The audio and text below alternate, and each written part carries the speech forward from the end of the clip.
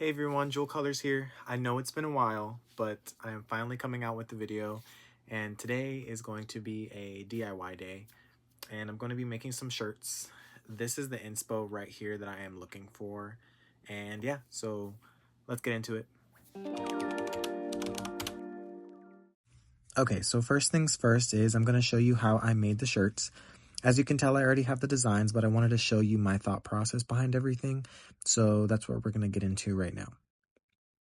So you're going to start off with a 11 by 8.5 page, because that's the way that I guess my brain thought that it was going to work. And I am going to think of the color that I wanted to pick out for like the background, and she had wanted red, so I'm going to put little red paint swatches on there and just get it to fill almost all of the page, just like that. And I had to do some filling in and stuff like that, but other than that, it worked out pretty fine.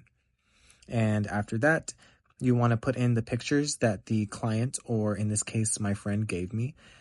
And you are going to make them fit exactly where you want them, just like that. And then, so since she is the class of 2025, I'm also going to put her name right in the middle. And I'm going to put the class right to the left of her head right there. And I'm going to put class of.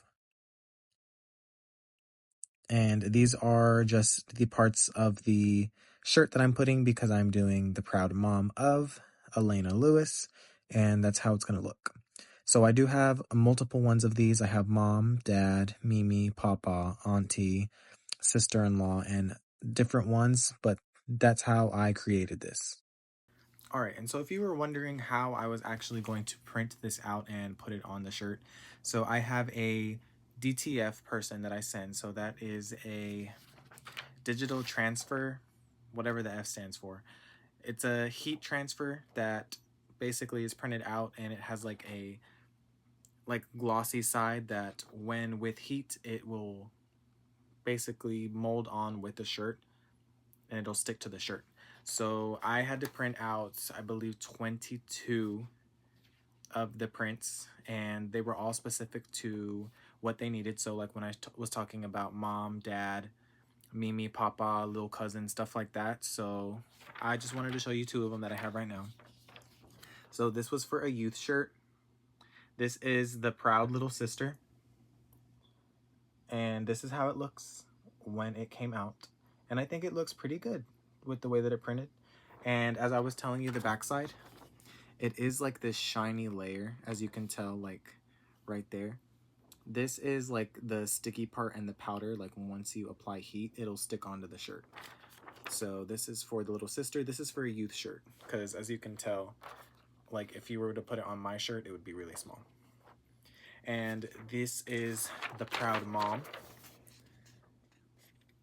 And this one also came out really nice. All of them came out really nice. I'm just going to say that right now. So this is the print that came out. As you can tell, it's a little larger. And then it also has the same thing. And you do have to size them differently for DTF prints, because you want to make sure that they're the right size for the shirts. So as you can tell, here are the two sizes. This one is for a small shirt, a small adult shirt, and this is for a small youth shirt. So this is the size difference. So yeah, we are going to be prepping the shirts. We're going to be taping them on there where they need to go, and then we're going to be pressing them. So stay tuned for that.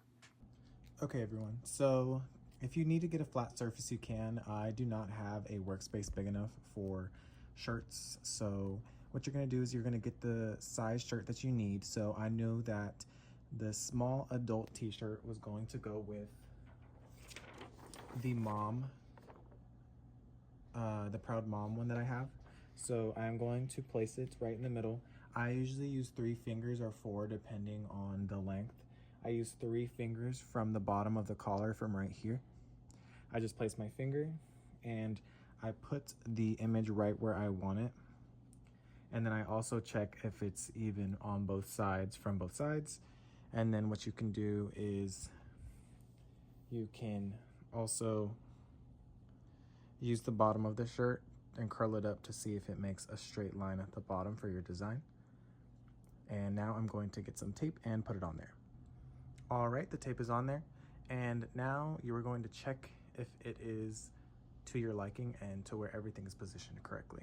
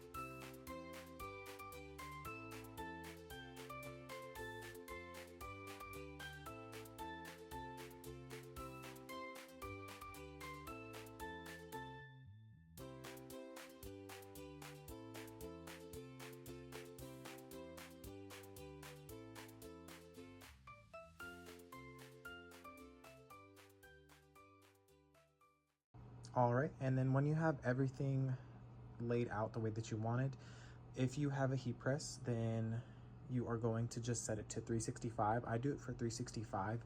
I do not do it for 74 seconds. I do it for about 30 seconds, and then I let it cool.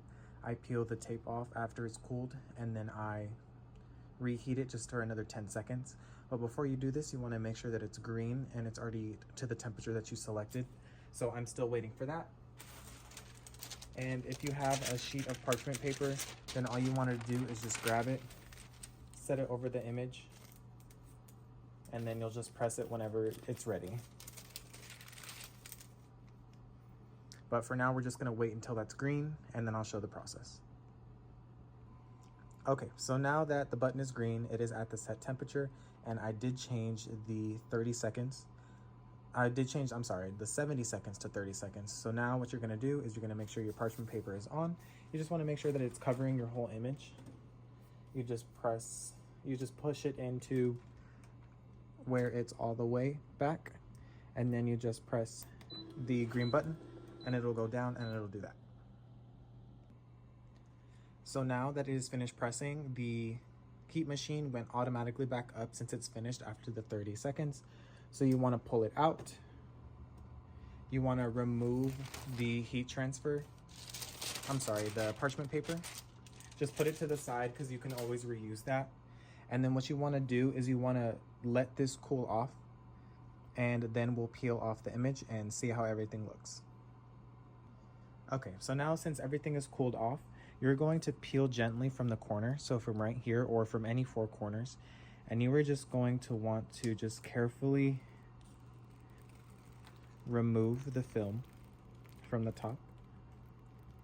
And if you feel it sticking like it's still stuck onto this paper, don't worry about it because we're going to press it a second time. So you're just going to go like that. You're going to pull it off, and now your image is going to be transferred on there.